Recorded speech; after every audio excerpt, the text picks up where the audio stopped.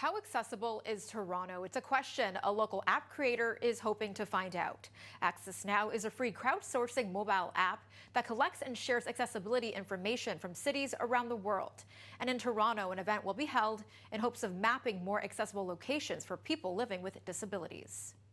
So this is the filter option, which allows people to basically determine what accessibility features they're looking for. In the palm of your hand, the app provides a snapshot of the collective experience of people with all forms of disabilities. This is an example of a type of business that would be rated not accessible on Access Now.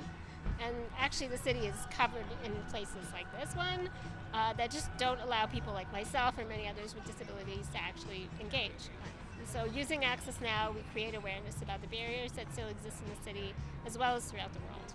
And in this case, it's because we see steps here. Yeah, so in this case, there are a few steps to the entrance, and for someone else that might not pose a problem, but for me it absolutely does. Mayan Yiv is a creator of Access Now.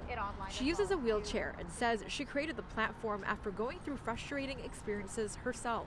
If you need accessibility, this is like the number one thing that you're going to ask questions about. I know because that's literally been my whole life experience. According to Access Now's recent report with the University of Calgary, it mapped out nearly 14,000 street-level consumer-facing businesses across Ottawa, Calgary, and Vancouver. Of that, nearly 60% were found to not be fully accessible.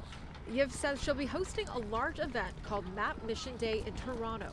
She hopes those who attend will be able to assist in mapping out the city, adding to Toronto's already large database. Being able to use Access Now to find accessible pizza places or a library or really anything at all, it gives people that sense of empowerment and independence. It's very meaningful for me to be able to see a community working together, and I think that everybody playing just a little part would make that much of a difference. The event will be taking place on March 24th at CIBC Square at 81 Bay Street at 11 a.m. It is free to attend and open to all people of different abilities.